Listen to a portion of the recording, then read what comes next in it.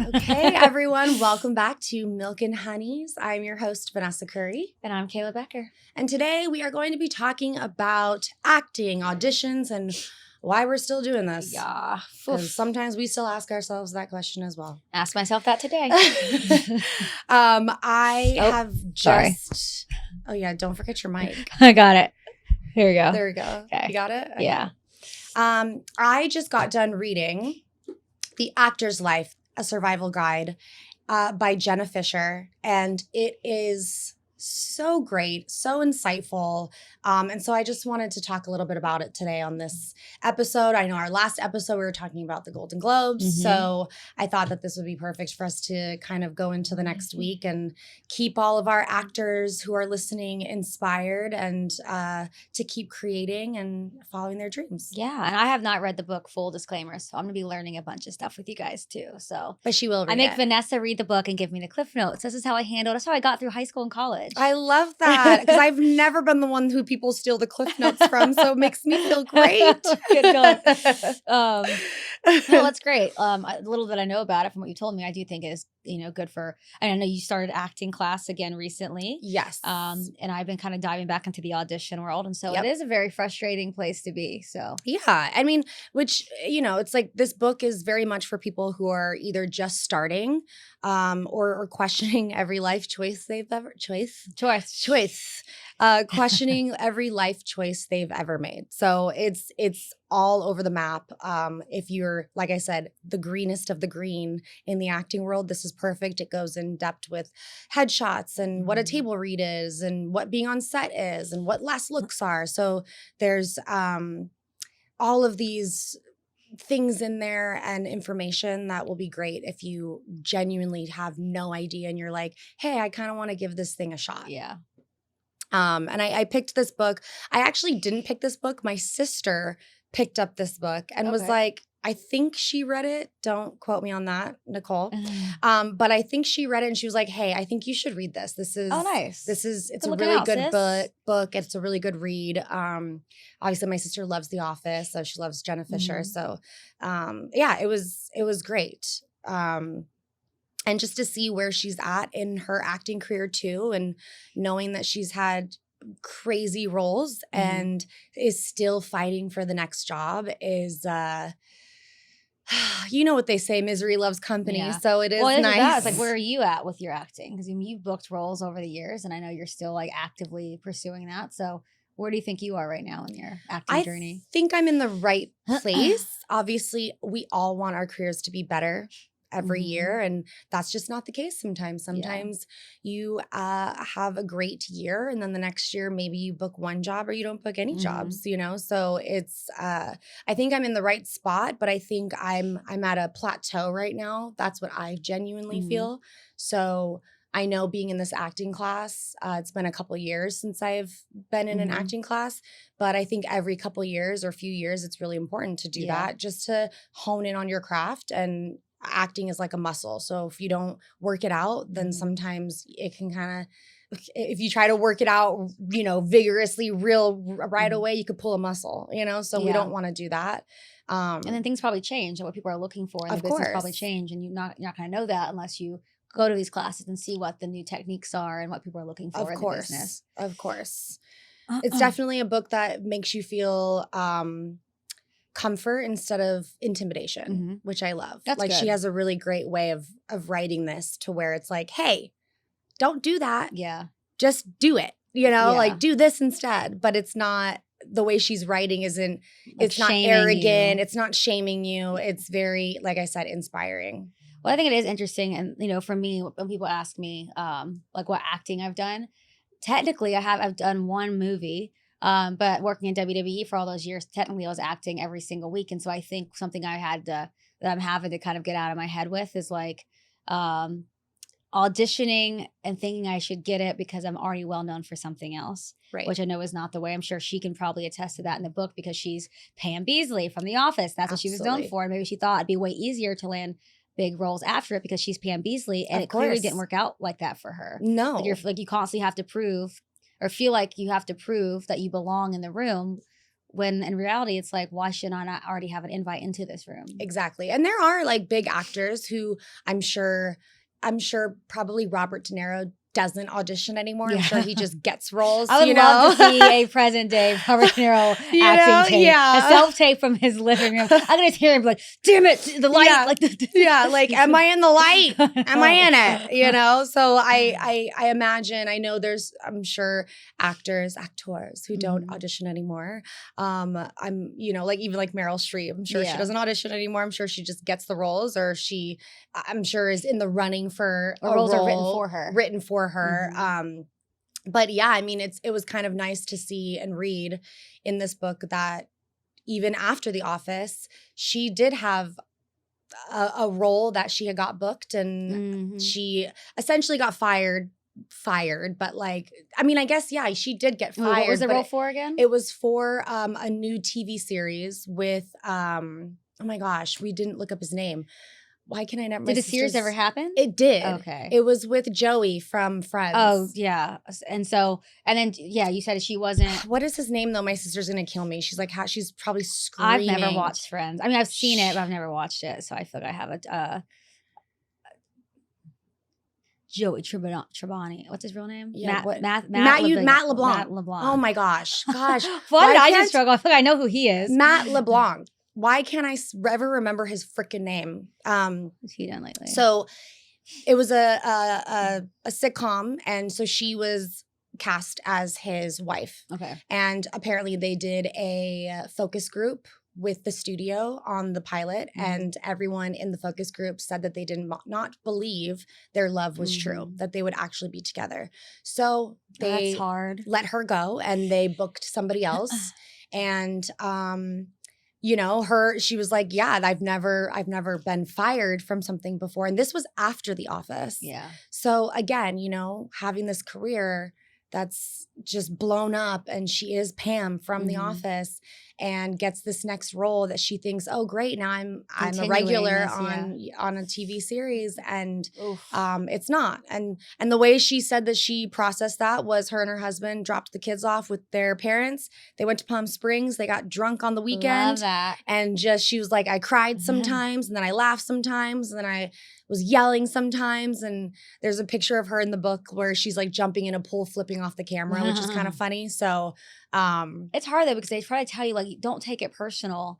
It's just business. But this business is personal. Like, that's the thing for us. This is personal. And they can say all day, oh, it's just because you don't look the part, or it's only because you just weren't chosen. It's like, it's personal. It really hurts. Yeah. And it's okay to hurt. I think it's important for us to feel that. I mean, when we go up for jobs, for any type of job, not only in this industry, but a lot of times in this industry, we're auditioning, and the audition part is part of the job. Yeah. That is our job, So it's like we do put our heart and soul into those auditions because we want them to see what we can bring to the table without props and set and all that stuff with our imagination. So I do the same thing. I always told my family and friends, I'm like, look, if I was up for a role of some sort and I almost had it and then it didn't get it, give me 24 hours. Yeah. I need to just I'll let it go, because we have to. Otherwise, I wouldn't be in this industry anymore.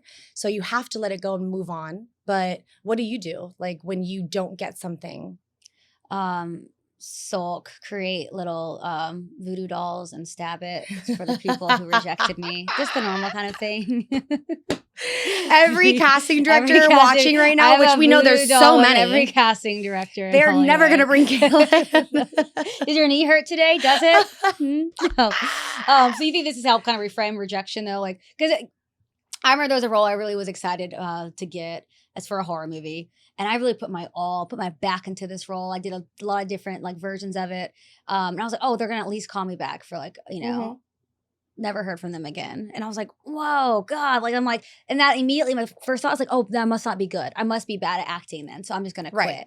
And that's so easy to immediately go to that and take it internal and be like, oh, I should be doing something else and this isn't for me. Yeah. And I can't imagine the amount of people. What's the thing? Like, for the 1,000 auditions you get, you might get 5 callbacks. Like, it's a huge. I think in her book, she said it was for every 50. Yeah.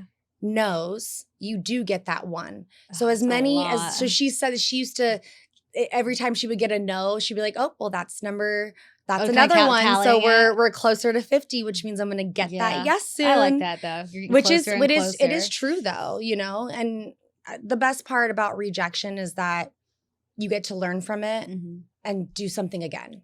So that is something I've tried to take. Okay, I didn't book this. And sometimes I'll see either the commercial on television Mhm. or the film that I auditioned for, and I see that person that got the role, and I'm like, okay, like maybe let me see what they did. Yeah. But sometimes it's not even about that. Yeah. Sometimes it's that person had blue eyes and I had brown eyes. And so you think it's easier to like accept that? I think for me, like similar, like there was a movie I auditioned for. When I saw the movie, I saw who got it. I was like, oh, they look nothing like me. That's easier for me to accept why I didn't get it versus like someone who looked just like me who maybe just was better at acting. Because I'm like, oh, then I could have competed with a blonde hair, blue eye if that's what they wanted. But it could be something, so you could still look like that person, but there's one thing about them physically that is Yeah. different that one person liked. Yeah. You know, I'll never forget, I auditioned for a Coke Zero commercial, and this was, excuse me, just had a little burp. This was before I had gotten my nose broken in 7th grade by a football. I had a Marsha Brady moment, and a guy threw a football at PE, called my name. I turned around, went like this, and boom, the spiral just hit. So my nose was broken. And I was scheduled to fix it. I was like 21, I believe, at this time.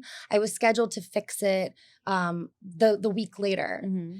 The week after I filmed this Coke Zero commercial, and I had worked with the director on another job. So he was pitching me, so I didn't have to audition for it. But after I got the job, it was with Kevin Hart. It was like such a fun commercial. And all of us went to dinner afterwards, and the director was telling me that he fought for me because the casting was like, we love her look, she's great, but her nose. Oh no. My profile was just like, it was just off, right? It's like, till this day too, if you see a little bump on my nose, you have a perfect it's nose. Because I did get my nose fixed, okay? And then realized I cannot take Vicodin fully on, like, I have to eat a lot in order to take Vicodin. Okay. Otherwise I get sick. So I threw up for 3 hours, which you're not supposed to do right after you get your nose fixed. So I still have a bump, which whatever, it's fine. I'll take it. You know what I mean? But like, till this day, I'm like, oh my God, another girl could have gotten it just because her profile looked different than mine. Yours. Yeah. That's how like minuscule and picky and like little things. And I think the thing you also realize is people who are the writers, directors, producers, they're creatives. So they already have an idea of what they want the person to look like in their head before they even start the audition process. Right. Which also is another like a way for me to kind of like feel better about not being chosen for something. But on the other hand, you just auditioned for something that was not really you, like an older age range. Or maybe they thought I was 50 years old. No, there's no way they thought in the script. But 50s, lady in her 50s. But that doesn't matter. Have a gray patch. Because you can walk into that room, and if someone is bringing you in there, it's because they see you in the role. Maybe somebody else doesn't, and so they want you to change somebody else's mind. Yeah. And that is our job, right? Like,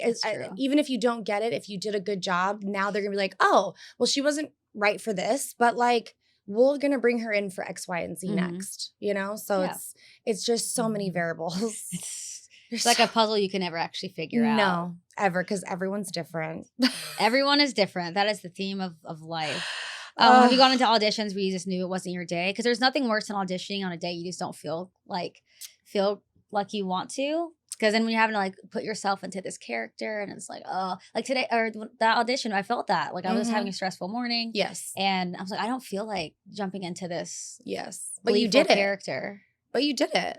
But it's hard. Like it is like, hard. Like how do you somehow like kind of switch your mentality to like go into, I guess that's what acting is. Jumping into character. Yeah, I think that's just like, we know that that's our job. And unfortunately, sometimes you have to fall in love with auditioning, which is a weird thing to say, but it's like the second we start to fall in love with it, I think that's when we can change the trajectory of how it's going to go. Because don't get me wrong, like I'm not a good self-taper for commercial auditions. I don't like it. I want to be in the room. I want to have a casting director behind the camera telling me, okay, we're doing X, Y, and Z and whatever. But for theatrical auditions, I do like doing self-tapes. Like we've done self-tapes because you get to do it multiple times and perfect it.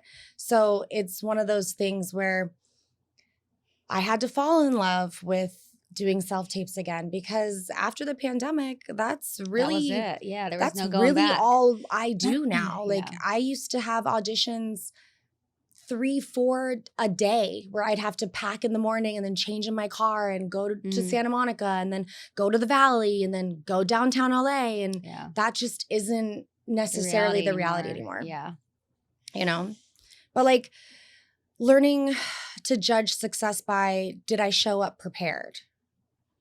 That is something I learned in this book, and I'm reading another book too right now, where it's not having to be completely off book for an audition, right? Because like we were talking about that today, you were like, I don't know if like I know like all these lines. And what I'm learning, even though I've been in this industry for a long time, but I'm learning again, it's to remind myself, you don't have to be off book. Yeah. It's okay. Like they want you to hold the paper. Don't go and audition without your paper, because that makes the casting directors uncomfortable. Okay. Because like they don't care if you lose your place, and that's what the paper's there for.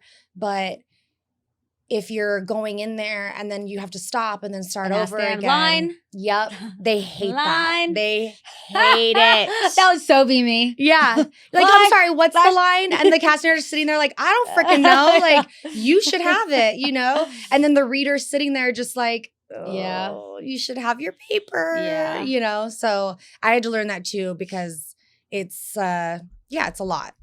It's a lot. But she does talk a lot about how your real job is creating a consistent body of work. Well, I think that's something I feel like I like, even just like listening to that, which I think I've always kind of done a good job with in my career, is like, so the whole like, different way of saying it is like taking the initiative, which is something out of college I did.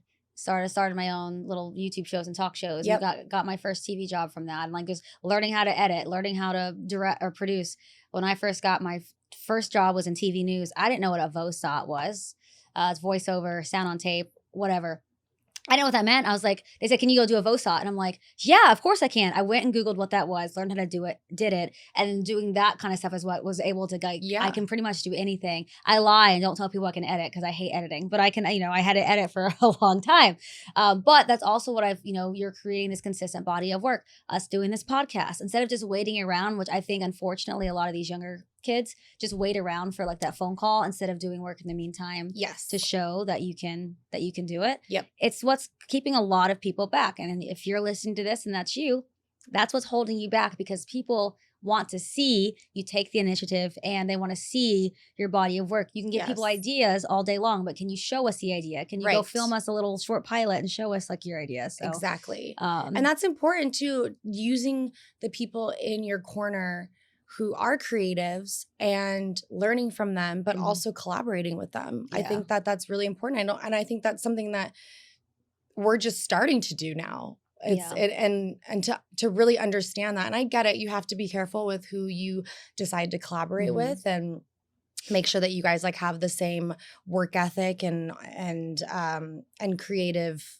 collaboration brain. But I think that it is important for us to, as long as you keep doing work, keep auditioning, keep putting stuff out there, it doesn't matter if it's bad. And that's what I keep trying to tell myself. It doesn't matter if it's perfect. No one cares. Your first thing that you do, like if we look back at our first episode, it's probably like, we'd probably be like, oh my God, kind of cringe on something. But anything you put out, like that's anything. But also having a digital footprint like that just, again, shows that you're not waiting around for someone to pick you. Yes. You're going out there and grabbing life and this industry by the balls and showing like, no, I picked this industry. And so they'd be lucky to have me because here are all the skills that I have, and here's me showing those skills. Yes. And so that kid, the heated rivalry kid, Hudson, if you go and look at him on YouTube, he's just in YouTube skits. And those YouTube skits got him seen by someone. Yes. Like that's how it freaking works these days. And it's probably so many people are like, oh my God, that's so cheesy. How cringe. He's doing this. Oh, you think him on the Golden Globe stage is thinking, oh no, they think I'm cringe? Exactly. Like, what? But you know that I'm sure when he first started those skits, people are like, oh my God, this Yeah. is so like cringe and this is Yeah. so cheesy and blah, blah. And maybe it is, but look at where he's at now. Yeah. So who cares? Like you can't say, you cannot talk shit about that because No. he really did do it. And so I've heard that so much over the past, I'd say like decade of people, especially our age, like millennials being like, oh yeah, but it's like so cheesy. It's so cringe. It's like, yeah, but that's acting they're doing too. it. If you're not comfortable being cringy and like weird and stuff, then acting isn't for you. Because that's the No. whole thing. I mean, I will struggle with that sometimes. There's some roles I'm like, ew, this is gonna be hard for me to kind of get into this because I think I'm thinking too much about caring what other people think. Exactly. But then you see some of these some of the weirdest roles that we've seen on TV and film have been some of the most captivating ones as well. And they're so good where they take you out of the fact that it's the actor. Like, what about like Sean Penn in One Battle After Another? When you see his role, you'll be like, "Oh my God!" Yep. But like, "Oh my God!" But then, like to like counter that is like, remember Tropic Thunder? Oh like, yeah, freaking Ben Stiller in that movie, which would probably not get away with this time. Exactly. But I was such a good but movie. it was just, I mean, imagine auditioning for that. You know what I mean? Like you don't have any makeup on, you don't have anything. You just have to portray this person that, and it was brilliant. It was brilliant. It's like, but so just committing. He's someone who's never been afraid to like, I mean, No. Zoolander and like everything. Love him. Ben Stiller. He's so great. I love him. But yeah, so I think that's one thing. Build your platform. Don't wait to be picked. Nope. You just got to go do it on your own, and then somebody will see your hard work, or maybe they won't. You know, but and if you do want someone to see your hard work, maybe get into an acting class because sometimes they do have showcases where you can do that. And it's just starting acting classes too is also getting the ball rolling for yourself to hold yourself accountable weekly. Like I'm doing a 6-week program with Robert Diavanzo, who was actually Jenna Fischer's acting coach, and she claims that he changed her life and really taught her some moments that she will take for forever in her career.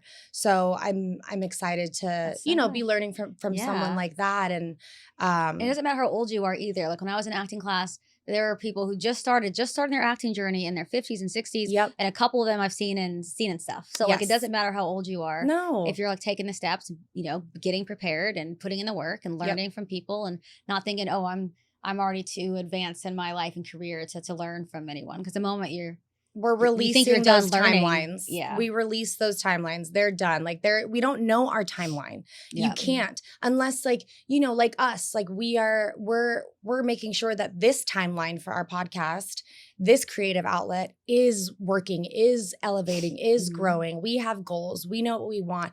But even for acting, it's like, I think for both of us, we could be doing more too. We have so many, we could be doing short films with each other. We have film stuff to film. We have our camera. We're doing like TikTok, skits, social media things stuff, like that. You see all these TikTokers right now who are showing up. Veronica, can't say her last name. Hilarious girl on TikTok, and now is a cast member on SNL. Yep. You have the Drewskis, the Madison Humphreys, like all of these ones who are doing. And you're right.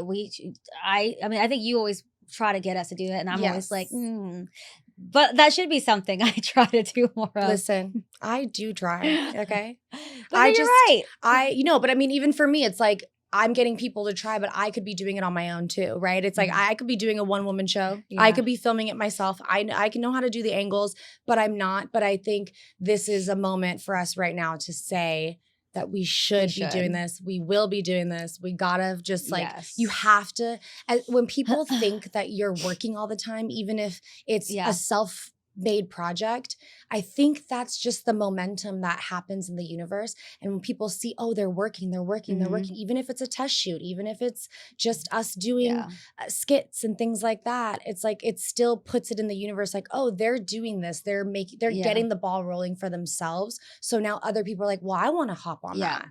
And it's a weird domino effect, but it does work. No, it definitely does work because people want to, it's like the whole, like you want what you don't think you can get. And so when you look unobtainable because you're so busy, then people are like, oh, how do I?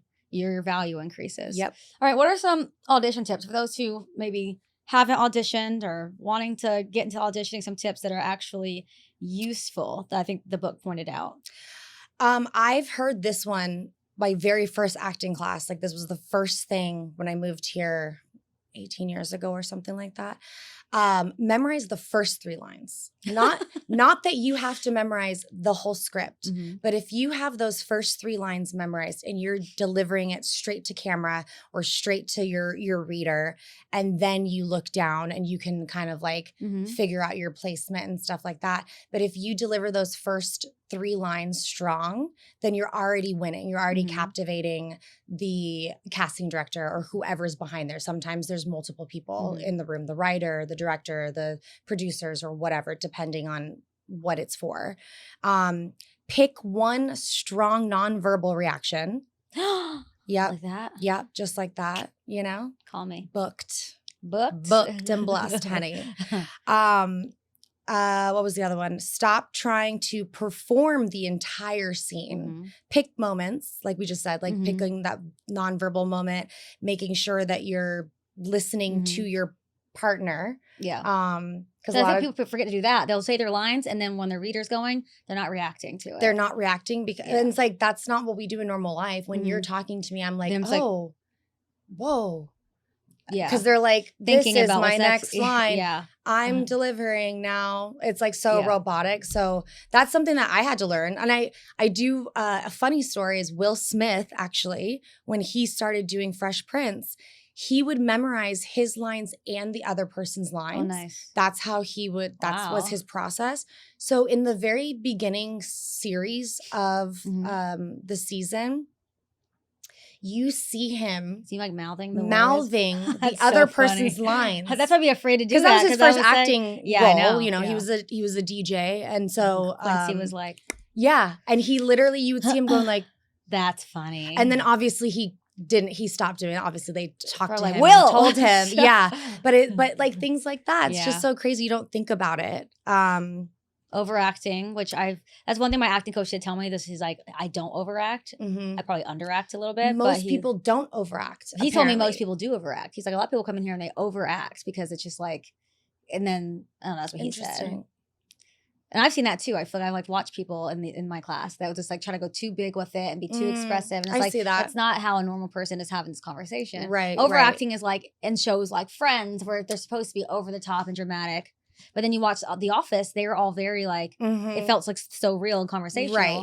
Well, that's also because they were trying to portray, because The Office was a BBC show originally. Yeah, with Ricky Gervais. Yes. Ricky Gervais. So when they brought it to the United States, I guess, sounds so proper, to LA, to California, I think they wanted to keep that same tone, but that tone is not like a very Americanized tone. It is now, but I think when The Office first started, it was new to like American actors to be so dry and real and undertoned with everything. Interesting. I love it. I mean, yeah, it's amazing. I mean, I love BBC shows. They're the funniest. I mean, British humor just is so funny. Elite. It's so good. So good. Okay. We'll have to. Okay, so another tip in the book was what giving up the character. This one's interesting. The giving up the character and using yourself. I thought that was really interesting too, because so often we go into an audition trying to find what the character, you know, the conflict, what's the resolution, where's the romance, where's the comedy, where do we find the humor in the scene, even if there's no humor added into the scene. And I realized that, yes, it is true. Even if we haven't been put into these situations or scenarios, if you were in this situation scenario, what would Vanessa do? What would Kayla do? Because that's going to give the character a humanistic feel to the scene. Instead of you saying, well, Patricia, my character, she would do this. No, it's like, what would you do? No, how are you going to play it? And I've had to relearn to not say, well, she would do it like this. No, but you're in control of this character. You're the puppet master. So I would. Kayla said, you would say, well, I would do this because I want to learn about this person in the scene instead of that. So using yourself actually is, you know, acting comes from those moments in your real life. Because a lot of people have had those moments, have had hard times, have fallen off a roof or something. I don't know. And maybe they use that to That's their an interesting advantage, example. you know? Well, I think one of the things you look at certain actors, Seth Rogen's a great example. And you always say like, or people always say, oh, he's always just playing himself. Or there's certain actors, like they're just like taking themselves out of one movie and plopping themselves into another. And I think people like misconstrue that, misunderstand that as lazy acting. But like, no, they've mastered the art of not playing this character. They're just playing themselves in a scenario. Yep. Which is easier said than done, I think. Seth Rogen, Adam Sandler too. Adam Sandler. You know, people say that about him a lot of times too. So many people. You just see them. It's like they're the exact same person in everything they play. But I think that's the key, right? Oh, yeah, for sure. I think it's like the fear of being too much or not enough. Yeah. And I think there's that happy, obviously that happy medium that we're always trying to find. Yeah. But do you think that it's better to overact and be brought down? Or do you think it's better to underact and be told, hey, I need you to bring it up, in your opinion? I don't know. I've always felt like it's easier to maybe be too big because that still gets someone's attention. And then if someone were to tell me to bring it down, then it's like, okay, I can do less. But maybe I think sometimes it's probably harder to do more. If you don't have it, because some people don't have the ability, the arsenal to be able to go more. So maybe you're right. Like if they can see, oh, here's the range they have from here to here instead of from here to here. Yes. It does kind of like show and if more. the range is too much, it's like, oh, we can pull that back. But if you don't have enough, it's like, oh, but they just can't get there. Exactly. Like I wonder even with like the Wicked auditions, they had Dove Cameron, Amanda Seyfried, Ariana Grande. There's a list of really talented people who were up for that role. Yep. But I think there probably wasn't an example of that to where maybe some of them couldn't quite, cross that threshold that Ariana Grande did. Right. So it's very interesting. I know. An interesting thing. Like, should we do more or should we do less? I don't know. Do more. Just do more. We have no reason to give you any advice, but do more. So code switching in auditions, which I'm trying to deal with. So I can't talk about it too much, obviously, but there is a role that I am being asked to code switch a little bit, be a little more urban. And this is hard for me. I think it's hard for me for like some triggering reasons because I feel like as a biracial person, black and white, I got bullied a lot growing up because I was too white. So I'm like, oh my God, if I start code switching and sounding black, I think it's like we were talking about earlier. I'm caring too much about what people think. And I'm like, oh, this is cringy and embarrassing, which is the exact wrong way for me to be looking at something like this. Absolutely. But it is hard for me to, like I did a movie where I had to talk really Southern. That was easier for me because it was Louisiana and I can bring out the Alabama accent, but then going like talking urban and more black, that's harder for me because I've never really done that. Yeah. So, in your real life, even though you do have it, you are half black. I know. So, but it's just like one of those things where I feel, but then like Ben Stiller, he had no problem code switching. But a different type of code switching, but nonetheless, we see people doing it all the time in movies and stuff, and that is literally the definition of acting. And I'm still such a baby actor where I have a lot to learn in that regard, and putting down your insecurities. Yeah, I mean, there's been roles where I have to say words that I don't want to say, like the N-word, right? Like in a scene, and it is uncomfortable and. You have to make that choice to say it, because this is part of the role. It's not something that like I would necessarily say I would never say it in my normal day life. But like for this film, for this role, like it has to be that way. So you just roll with it. You just try. And accents are hard, man. I don't have. Do you have an accent that you can do that's in your arsenal? No, I mean, I'm so impressed by people who can do like all the accents and impressions. The accents. I guess like a little country twang, but like that's it. And I don't know if it'll stay. It might go back. And then at one point you're gonna think I'm Australian, and then one point you're like, no, that's not it. Me and my friends used to get really when we'd get drunk, we'd go out and we'd like fake like British accents. And then one time, and normally we could get away with it because I'm drunk, I can do accents. It's like this thing that comes on when you're drunk. Because I think you just all your inhibitions and your. I can speak Spanish. And then fluently one time I was like telling this couple, I was like, told them I was like from I don't know some random place, and like, Oh my, so are we. No. Literally, they were, so. That is the worst. We had to run away from them because I was like, oh, it's like something of a sitcom. Just kidding. Goodbye. Just kidding. We should. I'm sure that's been written in a sitcom before, but like we should. That'd be. See, That'd be that would be a skit. really funny skit to do. We go like around, where you like we're going out, like we're getting like free shots from people because we're like here from out of town, and then all of a sudden we go up to these two guys. We're like, "Hi there," or whatever. That was, I don't know what accent that was, but that wasn't any part of the UK. That was Wadley, Alabama. Yeah, that would be a funny skit. Yeah, I think we should do it. I'm gonna start writing. We're We need a new spreadsheet. It's going to be the skit spreadsheet. The skit spreadsheet. Skit spreadsheet. I don't know. Sometimes it just comes out. I know. I feel like I'm in Texas Me right now. too. Me too. Honky I could not. Okay, let's run through a few more of these. Yes. So, yeah, what's the you are enough, the uncomfortable part?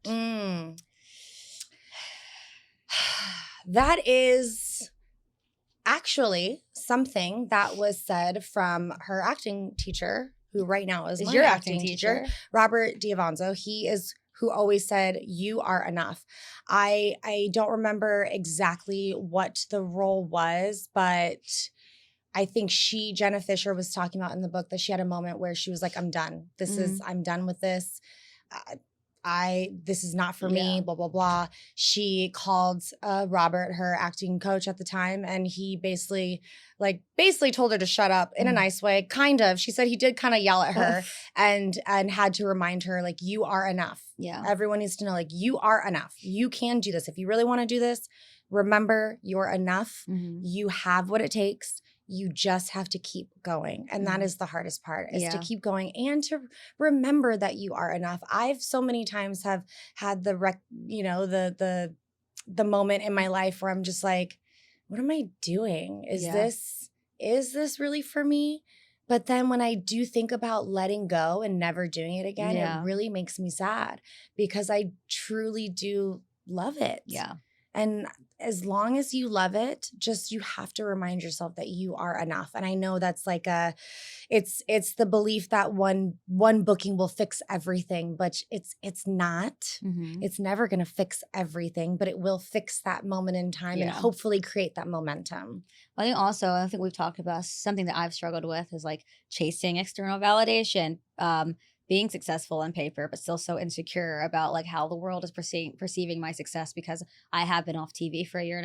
And I actually last night is a great example, or 2 nights ago, I was laying in bed and I almost had this like mini panic attack because my mind was like, I wonder what people think about me right now. I wonder what people at WWE are thinking about me right now. Oh my God, I wonder what they thought about this photo I posted. Or like, I think I spend way too much time worried about that and understanding on paper I'm successful, but now I feel so not successful. And it's sad because it's keeping me from kind of getting over that hump. And like, if I don't believe that I am worthy of these positions and these roles, then nobody else is going to believe it either. And so I think I'm really working on that. It's telling myself I'm enough. I've done all right for myself at this point. Everyone is going to go through these little lulls in life and in their careers and want to quit like Jenna did. And then it's good to have people in your corner who are like, no, you're not going to fucking quit. You're going to keep going. And realizing that confidence doesn't come from your credits. Like confidence comes from who you are. You are a talented person. You have been on television for so long. Even for me, it's like I hadn't been on TV to the point, I don't even think did I book a commercial last year? I don't even remember. It's like, and then you have people at Thanksgiving being like, oh, I haven't seen you on TV in a while. And it's like, oh, wait, I'll just go fuck off right now. You know what I mean? Like, and it's those moments where you have to not let other people's validation or judgment or questions get to you, which is so much easier said than done. And even their phantom version of that. I think that's the thing. It's like these other people may not even be thinking any of these things about you, but we all create these because we feel that way. We feel that way. We feel that because we haven't been on TV for everyone X is amount of judging, time. and everyone's like, "Oh my God, they're never gonna get anywhere." Like, in reality, they probably are still like rooting you. Like it's just this like this thing that just happens. Exactly. It's a really weird. It's like starting something new without proof. It's hard to do that. Even with you and I starting this, like we started this not knowing if it would work. Like we didn't know each other that well when we first started, and here we are over 6 months or now 8 months into it. And into a year, baby. You know, and we've realized, oh, now we have the proof. We're getting proof. And now this year we have so many opportunities that have come to our table that I couldn't even imagine that we're going to get to do, that haven't happened yet, but we know are happening. Yeah. And obviously when they do, we'll tell you about it. We'll tell you. Not until after. So I know it's like without without giving anything away, you will see us a lot more. We've got some really cool stuff happening. Certain events, and we're so excited for that. But before we go, I know we could probably sit and talk for 2 hours about this. I wanted to talk about, is it felt, how do you say that? Feldenkrais. Feldenkrais. So it's about like the nerves, like why like you shake. Cause I did a comedy show several months back and I was fine. And then all of a sudden like this uncontrollable shaking. Like the science behind it is crazy. Yes. Like I remember going into it still happens actually, there's not that many in-person auditions anymore, but I remember going into a specific audition. It was a theatrical one, and it's so funny, my nerves went to my butt cheek and only my right butt cheek. So like I look fine to the front, but in the back, my cheek was twerking, like my cheek, just like the right one's like, and I'm just like, all my nerves are in my right butt cheek for some reason. But you know what? At least it's back there and not up here. That's amazing. But it is true. But apparently, they do use its movement as awareness. It's a system where you can. It is for nervous system regulation, and they do use it for people who have anxiety or stress, but also MS. It's actually used to help people recalibrate like their muscles and retrain their muscles, because you know MS is all about that and really hard to deal with. So and Jenna Fischer actually mentions that she has used it a lot for auditions. Before she would go into a room, she would do some of those movements, those physical movements to kind of like, get it out of those fingertips and shake it out, roll it out. And I've done that too. I know some people will stand and put their hands on their hips like a superhero and like put their chest up for a little bit and take some deep breaths before they go in, because that stance is technically like a power stance. So a lot of times if you do that before you go into an audition, it helps kind of rewire your brain. What did you have any like things that you have done that help you? I have brought headphones before and I listened to just like classical music or whatever, and because like sometimes in the room you would be able to hear the actors who are auditioning, and I don't want to hear them because it kind of made me more nervous for some reason, especially if like they get a ton of laughs or they're applauding them. And it's like, oh my God, they've already chosen them. Yeah, I'm like, if I go in there and I don't get a laugh, I'm not getting this. So that's something that has worked for me. Sometimes it doesn't, but like sometimes it does work. But yeah, I have done the stance. I have gone into a corner or in the bathroom, and when I know that I'm on deck, I'll go to the bathroom and just kind of like stand there and take some deep breaths and like look at myself in the mirror and just tell myself mentally, like, you got this. You know what to do. You know how to do this. Let's go in there and kill it. And these are like, I feel like this is stuff you can do for anything, whether it's a big date or a meeting with your banker about your overdrafts and stuff. Like, I think there's a lot of things that you can use this for. It's not just for acting, it's for life. For life. Oh my gosh, for life. Absolutely. Okay, so I'm going to react to these for you. Rapid fire reactions. Okay. With Kayla Becker. Ayo. Are you ready? I'm ready. No overthinking. No overthinking. I don't ever do that. Okay.